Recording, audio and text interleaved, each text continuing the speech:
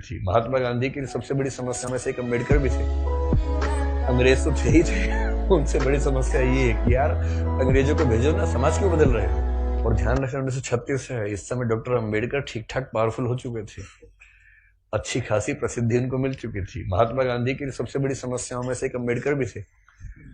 अंग्रेज तो थे ही थे, उनसे बड़ी समस्या ये है कि यार अंग्रेजों को भेजो ना, समाज क्यों बदल रहे हो। और अम्बेडकर साफ साफ कह रहे थे कि अगर मुझे अपने हित और देश के हित में चुनना हो तो देश का हित नंबर 1 पे है, पर यदि मुझे दलितों के हित और देश के हित में चुनना हो तो मैं दलितों के हित को प्राथमिकता पे रखूंगा।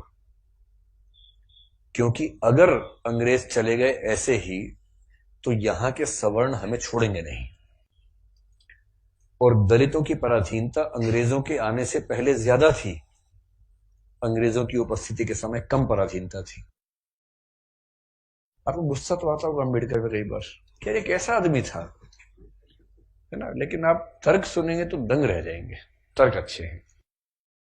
और मजे की बात है कि भारत की संविधान सभा में अम्बेडकर जितनी पढ़ाई पूरी संविधान सभा में एक भी मेंबर ने नहीं कर रखी थी। केवल एक BN राव थे जो एडवाइजर थे, उनके पास ठीक ठाक पढ़ाई थी, उन्हें छोड़ दें, बाकी सब मिट्टी के मतलब पेंदे टाइप के थे, प्यादे थे उनके सामने। पढ़ाई लिखाई का जो लेवल अम्बेडकर साहब का है वो किसी का नहीं है।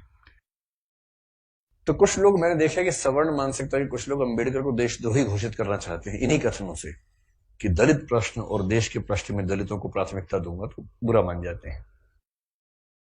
और उन्हीं से आप पूछो कि अगर हिंदू का प्रश्न हो और देश का प्रश्न हो, किसी प्राथमिकता दोगे तो हिंदू, हिंदुस्तान है, मजाक समझते हो तो हिंदुस्तान है बोलते हैं, हिंदुस्तान है। मुसलमान तो आए हैं, जा भी सकते हैं, लेकिन हिंदुस्तान है। तो अंबेडकर उस समय पावरफुल हो चुके थे, और अंबेडकर को मैं तो बड़ा सलाम करता हूं इस सेंस में। आमतौर पर वंचित वर्ग में जब कोई पढ़ लिख लेता है ना, अपने वर्ग से कन्नी काट लेता है। रिजर्वेशन का सबसे बड़ा दुख ये है, रिजर्वेशन का सुख ये है कि वंचित वर्गों के लोग आने लगे हैं सत्ता में, और जैसे ही एक गांव से एक बच्चा, दलित बच्चा IAS बनता है ना, पूरा गांव IAS बन जाता है।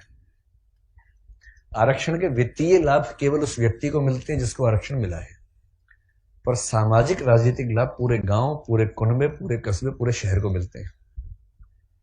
कि हमारे गांव का चंदू IAS बना है, और चंदू वर्ग में मान लीजिए SC या ST में आता है, उस दलित जाति के उस गांव के और आसपास के 100 गांव के सब व्यक्तियों के पास कॉन्फिडेंस आ जाता है। कुछ बिगड़ा, चंदू को फोन लगा दिया, चंदू बिटवा देखिए जरा। अब पुलिस वाले ने रोका, लाइसेंस के लिए, रुको रुको बात करवाते हैं, ऐसे करके कह रहे किसको फोन करो, चंदू को फोन करो। छोड़ दो कोई बात नहीं, आप जाओ, आप गाड़ी कैसे भी ले जाओ, सिर के ऊपर रख के ले जाओ, कोई बात नहीं, हम कुछ नहीं बोलेंगे।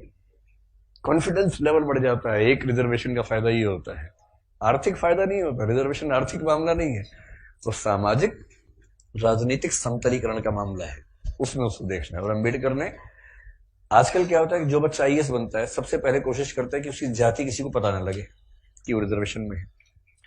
और बहुत सारे लोग SC ST या OBC से रिजर्वेशन का लाभ लेकर अगर IAS बनते हैं तो कोशिश करते हैं कि शादी जैसे सवर्ण समाज में हो, क्योंकि IAS खुद एक जाति है, उस जाति में शादी कहीं भी हो सकती है, वहां जाति प्रथा बीच में नहीं आती है।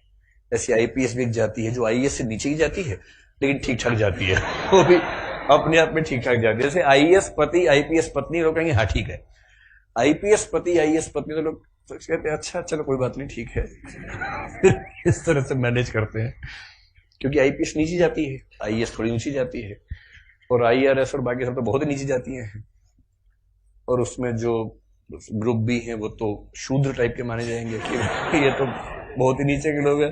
बेशक UPSC ने सफलता दी हो, पर ये तो ये नहीं चलेंगे, इनके 10 नंबर कम आए से इनको बाहर करो यहाँ से एक प्रकार की जाति व्यवस्था वहां भी है। तो दलित चेतना जो अम्बेडकर की वजह से, अम्बेडकर का सम्मान क्यों करना चाहिए कि वो इतना पढ़ने लिखने के बाद भी चाहते तो वो भी एक शानदार जिंदगी जी सकते थे, उनको मिल ही रही थी भाई। वो PCS ऑफिसर थे बड़ौदा में, मजाक छोड़ना है, नागपुर में शायद, और जब नागपुर में वो सिविल सेवक बनकर आए, फेलोशिप वहीं से मिली थी पढ़ने के लिए, जब वापस लौटे तो उनको PCS अधिकारी बनाया गया। तो उनको कहा कि आप यहां रहना शुरू कीजिए और काम संभाल लीजिए। अब ये अम्बेडकर के सामने सबसे बड़ी समस्या, अगर आप उनकी कभी आत्मकथा पढ़े, मैं कैसे बना, हिंदी अनुवाद उसका ये है, उसमें प्रसंग है कि नागपुर में रहना है उनको क्योंकि वो ऑफिसर हैं, उनको अपने रहने के लिए कमरा चाहिए या घर चाहिए, ढूंढ रहे हैं पूरे शहर में, कमरा ही नहीं मिल रहा। लोग पहले पूछते हैं जाति कौन सी है, वो बताते हैं कि महार जाति का हूं, तो भाई कमरा नहीं है हमारे पास, हम किसी दलित को कमरा देंगे ही नहीं अपना। ये 1920-30 के दौरान नागपुर शहर की बात है। फिर वो कह रहे कि कई कमरे खारिज होते गए होते गए होते गए, एक और घर में गए, एक कोई दूसरा ऑफिसर था वो दिखा रहा था, दोस्त के रूप में हेल्प कर रहा था, तो वहां मालिक ने पूछा ही नहीं कौन सी जाति के हो, इन्होंने बताया भी नहीं, ढिंडोरा क्यों पिटेंगे, उससे पूछा नहीं, उन्होंने बताया नहीं, कमरा मिल गया, रहने लग गए। और फिर वो देखते हैं कि एक दिन अचानक सुबह उठा तो बहुत शोर मचा हुआ था, मुझे लगा पता नहीं क्या हो गया, खिड़की से नीचे देखा तो हजारों की भीड़ हाथ में डंडे भाले हथियार लेके खड़ी हुई थी। उनको पता लग गया था कि एक दलित आदमी इस घर में रहता है और वो भीड़ मेरा कत्ल करने के लिए आई थी। और उसके बाद कुछ दोस्तों की मदद से पता नहीं पीछे के दरवाजे से कहां से किसी तरह से उनकी जान बचा के भगाया गया उनको। इस दौर से वो गुजरे थे। ये उसी देश की बात चल रही है, सारे जहां से अच्छा हिंदुस्तान हमारा, हम बुलबुलें हैं इसकी, ये गुलसिता हमारा, उसी की बात चल रही है। किसी और देश, पाकिस्तान की बात नहीं चल रही है, उसमें पाकिस्तान था ही नहीं, पाकिस्तान पेट में था उस समय अभी हुआ नहीं था, मतलब होने वाला था, अभी नहीं हुआ था। तो उस देश की बात है। और जब वो स्कूल में पढ़ते थे तो स्कूल में पढ़ते इसलिए थे कि उनके पिता सरकारी नौकरी में थे, तो थोड़ा सा ठीक स्थितियां थी उनकी, इसलिए स्कूल में एडमिशन मिल गया। पूरे स्कूल में एक दलित बच्चा था बस, B.R. अम्बेडकर, बस, बाकी सब सवर्ण बच्चे थे। अब दलित बच्चा कैसे हैंडल करे, वो पानी पीने जाएगा, पानी को छू देगा, पानी पवित्र हो जाता है, उसमें हीलियम आ जाता है हाइड्रोजन की जगह। उसके बाद जैसे दलित बच्चा छुएगा हाइड्रोजन के गुण बदल जाएंगे उसपे। तो एक व्यवस्था थी कि भाई पानी पीने की एक जगह थी सबके लिए, एक अलग से मटका था अम्बेडकर के लिए, अलग से रखते थे दूर, उनको वहीं पीना है और मटके को हाथ नहीं लगाना है। अब कभी कभी क्या हुआ, कई बार ऐसा हुआ कि जो आदमी पानी की व्यवस्था करने के लिए तैनात था वो छुट्टी पर चला गया, एक दिन 2 दिन आया नहीं।